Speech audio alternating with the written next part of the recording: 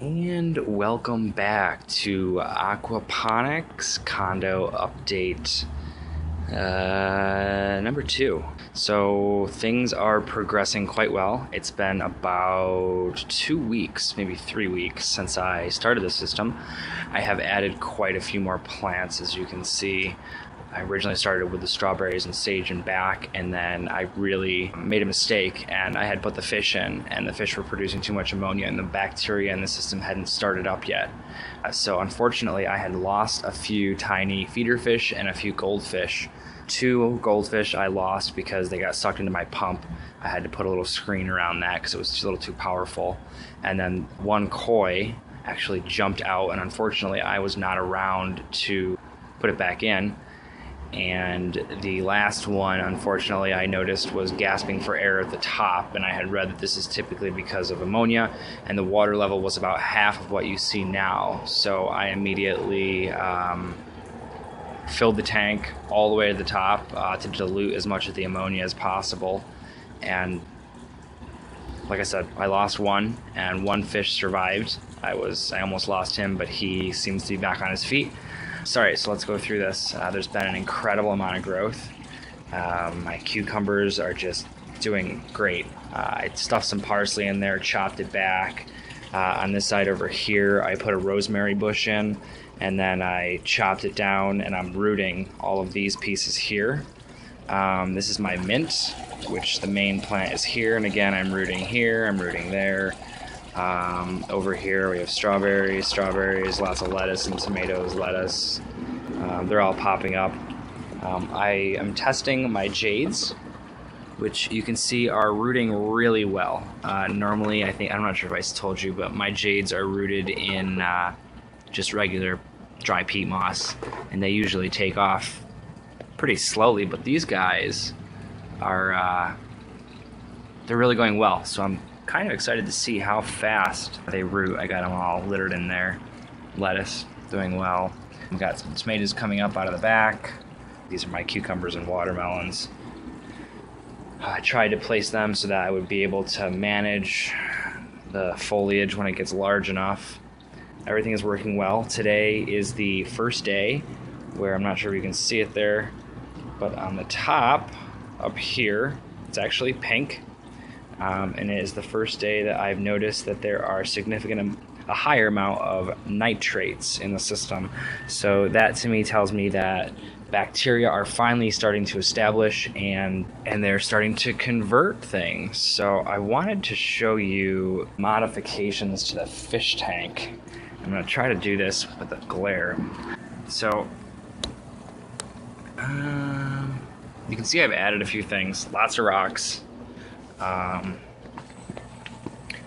I've been tinkering back and forth with my plumbing, trying to figure out, if the 45-degree angles or the 90-degree angles work best, and this is just the new setup. So everything is pretty much the same. I've added the terracotta pot I turned over, and I put some holes in it. So initially, the idea came to me because I was trying to grow duckweed in here, and you can see there's just so much activity. The water's just moving constantly, and it wasn't quiet enough. So I came up with the idea of turning over a terracotta pot and breaking a hole in it, and just letting, you can see as all the activity is going on, the inside of that terracotta pot is staying relatively still.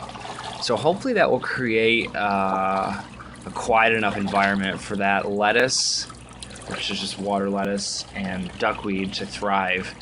In addition, you can see all of the Gorilla Glue.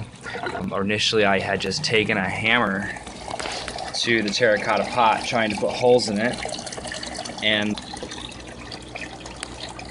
started shattering. So I just continued putting holes in it, then I glued it back together.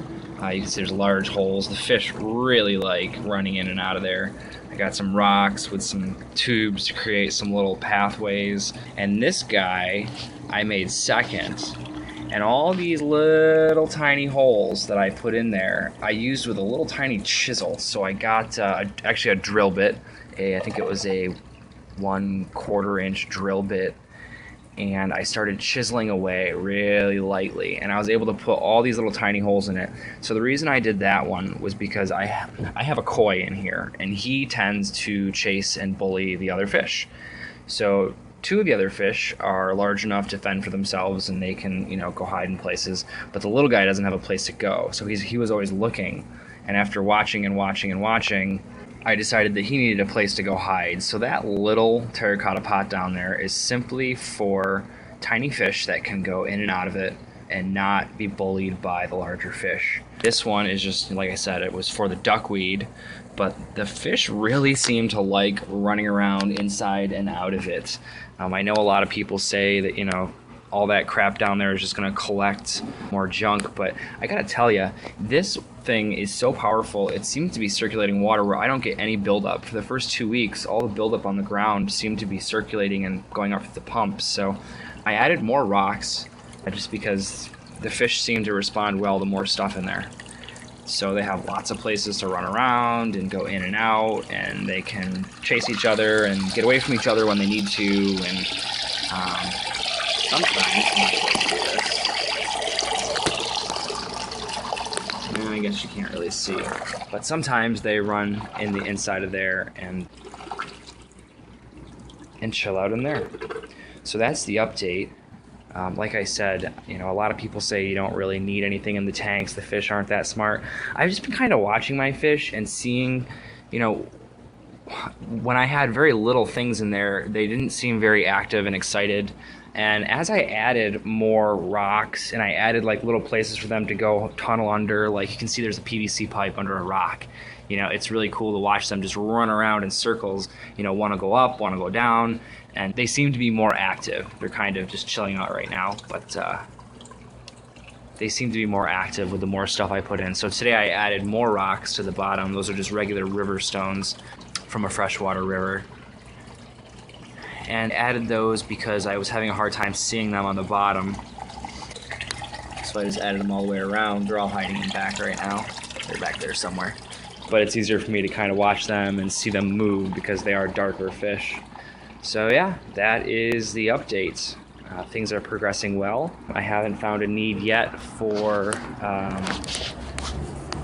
changing or for darkening the top. I don't seem to have any real massive algae buildup, but you can see, which is really cool, the roots as they start going down. I think I have a strawberry plant or something, or a bamboo over here. You can kind of see that root on that one a little bit. All right.